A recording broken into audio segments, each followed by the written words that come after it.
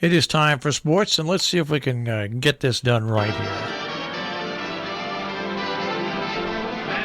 Kelly, the baseball games, knew the players, knew all their names. You could see her there every day, shout hooray when they played. Her boyfriend by the name of Joe said, to Coney Isle, dear, we'll go. Then Nellie started to fret and pout, and to him I heard her shout, hey, take me out to the ball game. Take me out with the crowd. Buy me some peanuts and Cracker Jack. I don't care if I never get back. Let me root for the home team.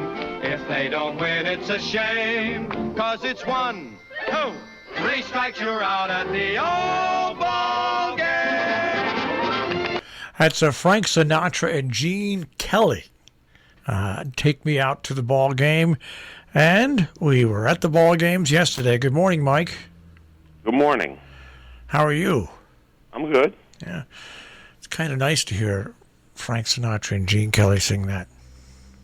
Did you watch any of the games yesterday? No. No, none of them? Nope. I had practice. I don't watch anything. How'd the practice go? It was a little chilly yesterday, wasn't it? It went well. It was good. Now, do you practice indoors when it's cold, or do you still go outdoors? No, we were outside. Okay, yeah. Up here, sometimes when it gets a little chilly, they'll go indoors. Well, we kind of did both. We went to the batting cage inside the bubble, and we practiced other stuff outside. What I found out as a broadcaster, broadcasting high school sports, Mike, that when you broadcast spring baseball, it is colder than broadcasting the beginning of the football season. Well, it's different this year because we usually start March 1st. Yeah.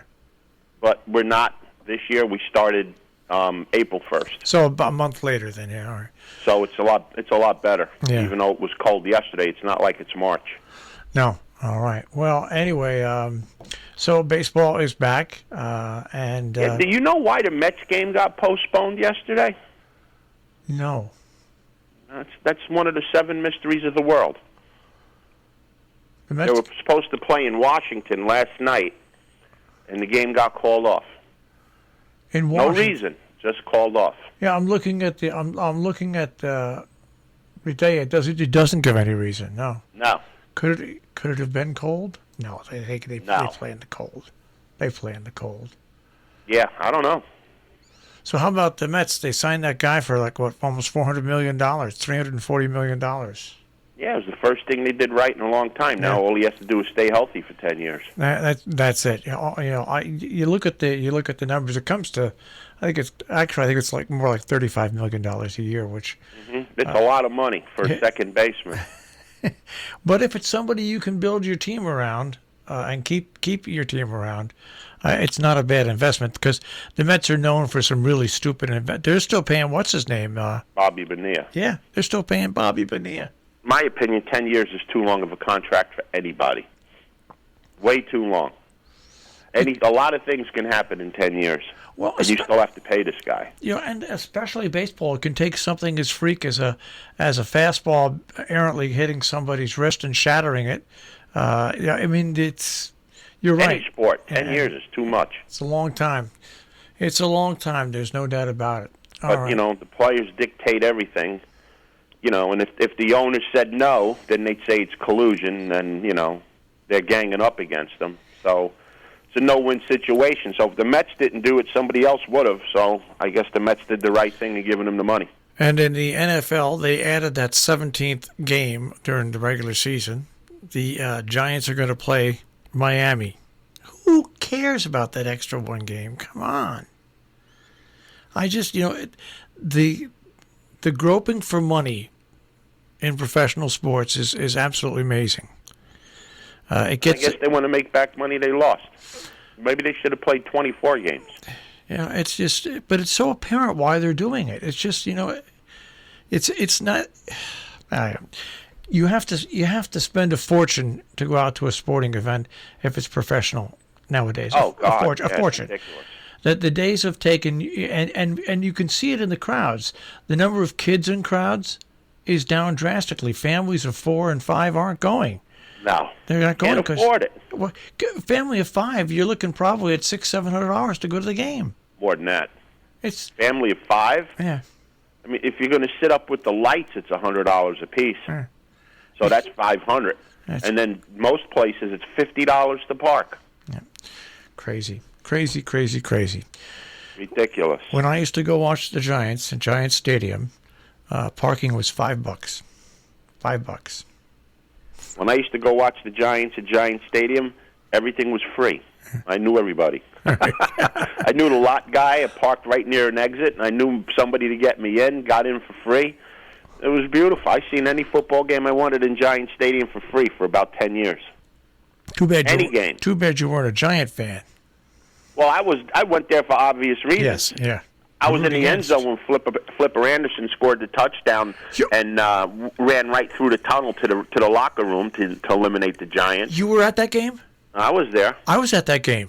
I was at the end zone where he caught the ball and ran out of the tunnel. So was I. My seats back then, I had 2 seats that were right in between the goalposts on that end, okay? Front row on the mezzanine level. Well, if you remember, before they put the wall up at the top, they put the wall. Yeah.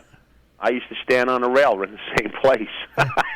Okay. Because if you stood on the rail, you seen everything, and you even had the TVs that were hanging there to watch a replay. Well, what was funny about it is people used to say, "Oh, that was a terrible seats." They were great seats because you seen the whole play, you seen everything go. You could see everything open up. You could see running lanes opening up, passing lanes opening up. Yep. It was now when they got down to the other end of the field and they were scoring, and it was close. You couldn't get the identification of when they were in or nothing like that. But you would sit there and you would root for the other team's defense, so they would move down to your side of the field. It was fun. So I was funny. So you were at that game, and I was at that game. Yeah, I was at all them games underneath. Never got wet. It was best. Gosh, I almost got thrown out of Giant Stadium that year. I painted a bullseye to put up when they kicked extra points. Oh, did you? You put it on the screen? And we hung it over after the first touchdown. Mm-hmm. And within about 12 seconds, there were security guards all around. They didn't kick me out because it wasn't a disparaging thing, but they took it right away from me. You know what other game I was at? What? The game that stopped beer sales in the Meadowlands. When the Jets, I think they played Buffalo, might have been on a Monday night, and the Jets, they gave out T-shirts or something, and by the second quarter, people in the upper decks were setting them all on fire because the Jets were getting destroyed. Where me and my friend were looking like, dude, that's a fire up there, and people were burning the shirts. And the next week, no more beer sales at Jet games. Oh well, the good old days of going to yeah, that was good stuff. All right. Hey, you see Roy Williams retired from North Carolina? Yeah, it's gosh, he's been there for 3. I think he won 3 national titles in 16 or 17 years. That's pretty. But he wasn't all at North Carolina. He coached at Kansas and a couple other places. He went. They lost in the Final Four. I'll never forget the press conference. They lost in the Final Four. Okay, and going for the championship. I think they were the last 2 teams with Kansas Jayhawks. And a reporter asked him a question. Hey, the coaching job is open up at North Carolina. Are you going to apply for it? And I'm going to ask that question. Well, he just ripped that reporter a new one. He did. Mm-hmm.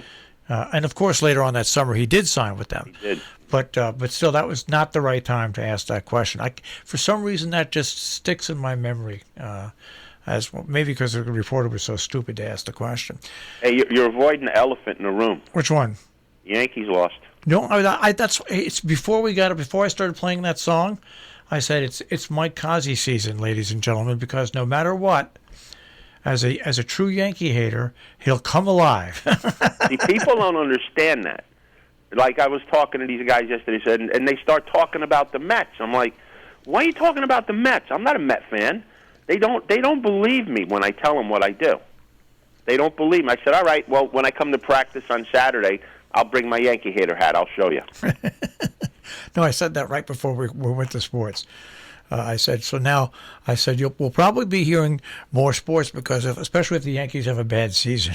No, well, more sports because more stuff's going on. Like Cody Bellinger hit a home run and got thrown out because the dum-dum in front of him thought the ball was caught and passed him on the baseline going the opposite way. That is dumb. Yeah, and, they're making light of it, like, oh, it was just a mistake. Cody Bellinger, when you round first base, you're supposed to pick up the ball. And if the guy in front of you is running back the wrong way, you should, put your hands up and say, stop, go the other way. You shouldn't let him pass you back coming the other way. Yeah. So, people are saying, oh, it was just an unfortunate thing. No, it wasn't. It was a lack of fundamentals by Cody Bellinger. You didn't pick up the ball when you round first base to see where you're going and tell the guy in front of you, hey, dum-dum, turn around. It's out of the park. All right. Well, I want to get to horse racing, but before we get to horse racing for the weekend, the Islanders pounded the Capitals. Yeah, what a spanking! That's what I watched last night. 8-4. Yeah, 8-4, 8-4. And that was a battle for first place. Yeah, it was. They pounded them, and the Islanders had lost their last game they played, and I said to myself, they're going to come out and smoke it in this game. Making a statement there, huh? Yeah, big time statement. So I want 8 goals, good. Islanders are good. Yeah. Islanders are for real. I wanted to get that in there. All right, now we can go to some racing this weekend. Yeah, Keeneland opens today, so we're going to Keeneland tomorrow. The 8th race is the Shakertown, Grade 2, going 5.5 furlongs. The 2-horse Imprimis will be probably the favorite. Deserves to be the favorite. Raced at Keeneland at this distance 3 times with a win in a third. Down on the inside. Like I said, he should be the favorite. This race is run without Lasix. Imprimis won at Gulfstream January 1st without Lasix, so that's not a concern. But my top pick's going to be way on the outside, the 11-horse High Crime. This horse has early speed. There is other early speed in here, but most of the other early speed have been running with Lasix. High Crime did not run with Lasix. Ran in the Grade 3 Gulfstream Park Sprint handicap. Ran second by a neck. So expect this horse to get out front, extend, and try to hold off Imprimis, which I think he can on that a little bit of a yielding course. And High Crime's latest race came over a good surface, so that's not going to affect him at all. So we're going to go with the 11 High Crime on top with the 2 Imprimis for second. After that's the 9th race. It's the Grade 1 Ashland, a mile and a 16th for 3-year-old fillies. My horse in here, although the favorite will be Todd Pletcher's 5-horse, Malfat, I'm avoiding her, and I'm going to go to the 3, Simply Ravishing. This horse ran last year at Keeneland twice, won the Grade 1 Alcibiades by 6, came back in the juvenile fillies, got a bad start and wound up running 4th. Coming off the layoff from McPeak. McPeak's been heating up lately, and I think Simply Ravishing is going to take care of business in the Ashland. So we're just going to go with the 3-horse in the 9th race, the Ashland. The 10th race is the Grade 1 Madison, going 7 furlongs. You might recognize these horses. I picked them both last year at Breeders' Cup Day, and I'm picking them both again tomorrow. The 4-horse Bells the 1 is going to be my top pick for Neil Pessin. Hasn't run since the Breeders' Cup Sprint. Has won off a layoff, has 2 wins and 5 starts at Keeneland with two-thirds. So this horse has an affinity for the course. Coming off some real nice works down at Fairgrounds, so this horse is tight for the race. And the horse that goes with her is the 6-horse Sconsin, another horse raced at Keeneland last year in the Breeders' Cup Sprint and ran 4th in that race. So 4-6-6-4 in the Madison, and the big race of the day is the Bluegrass. They lowered this to a Grade 2, which I don't understand how the Bluegrass can be a Grade 2 and the Haskell's a Grade 1. That's just mind-boggling to me. But the Bluegrass lines up tomorrow with 9. Post times at 6:35. The 4-horse Essential Quality, who's the early favorite for the Kentucky Derby, is a 3-5 favorite in this race for Brad Cox. All roads go through Essential Quality, but I'm going to try to beat him. 2 horses I'm looking at to use in exactas and probably pick one of them to win is the 1-horse Hidden Stash by Vicky Oliver. This horse ran second at the Tampa Bay Derby, is 1-for-1 at Keeneland going 2 turns. He broke his maiden by 3 back in October. So this horse has a win over the course, and take a shot, 20-1. The other horse is the 5-horse Rumbauer. This horse is another horse, ran decent at Keeneland in the Breeders' Cup Juvenile last year. Won the El Camino Real Derby at Golden Gate on the poly track. working out pretty good at Santa Anita for Mike McCarthy. Gets Giroux in this race. Give him a shot. You never know what could happen. These are 3-year-olds. Essential Quality only has one race this year. I mean, the horse is tight, but, you know, anything could happen with these 3-year-olds. Somebody can improve overnight. So we're going to go with Essential Quality, and we're going to use the one Hidden Stash and Rumbauer to make a few exactas here. So some nice races today and tomorrow at Keeneland. I'm happy it's open.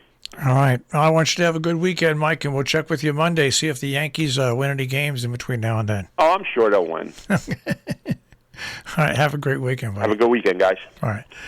Mike Cozzi with the Check on Sports here on Robin Hood Radio.